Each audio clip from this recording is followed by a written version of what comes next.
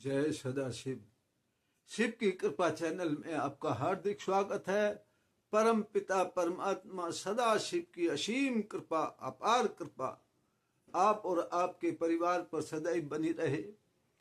इसी प्रार्थना के साथ आज ये जानेंगे कि संत रविदास को पारस पत्थर मिल जाने के बाद भी उन्होंने पारस पत्थर का इस्तेमाल क्यों नहीं किया। पारस पत्थर की सभी जानते हैं खूबी होती है कि यदि उसको जिस लोहे के भी संपर्क में लाया जाएगा, उस पर रगड़ा जाएगा तो वो उसे सोना बना देगा।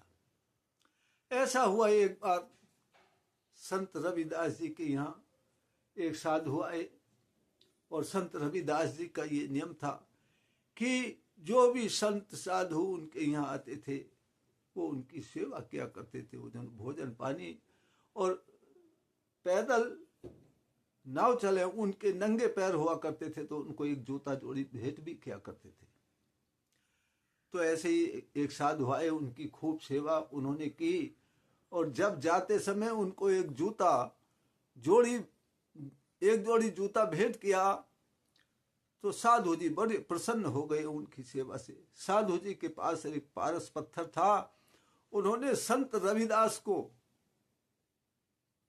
पारस पत्थर देते हुए कहा कि आपकी सेवा से हम बहुत प्रसन्न हैं और आपकी दरिद्रता दूर करने के लिए आपको ये कार्य ना करना पड़े, इसके लिए मैं तुम्हें एक पारस पत्थर देता हूँ।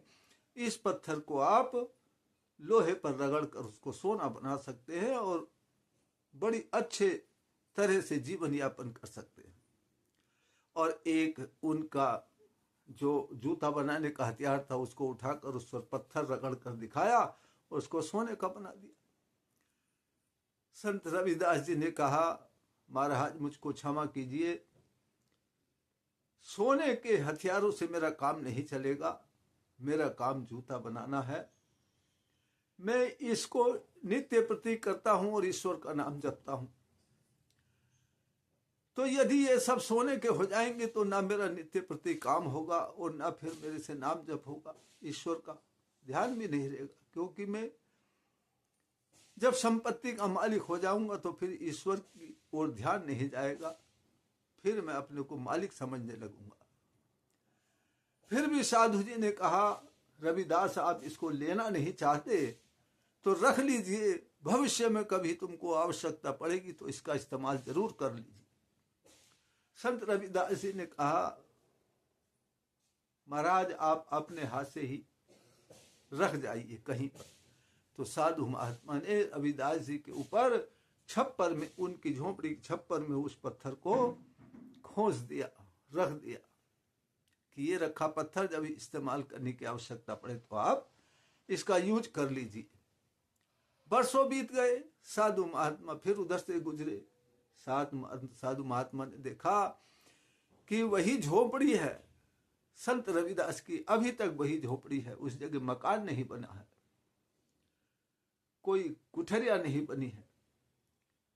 वो संत रविदास जी के पास आए और उनसे कहा कि संत रविदास, आपको इतने अच्छे पारस पत्थर की प्राप्ति हुई थी फिर भी आपने इस्तेमाल नहीं किया, आप इसी झोपड़ी में रहे।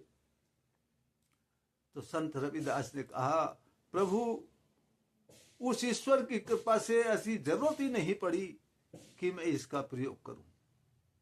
बस आने जाने वालों की सेवा होती रही, परिवार का खर्च चलता रहा, मुझे खाने को मिलता रहा और दूसरों के हित के लिए भी धन भी आता रहा।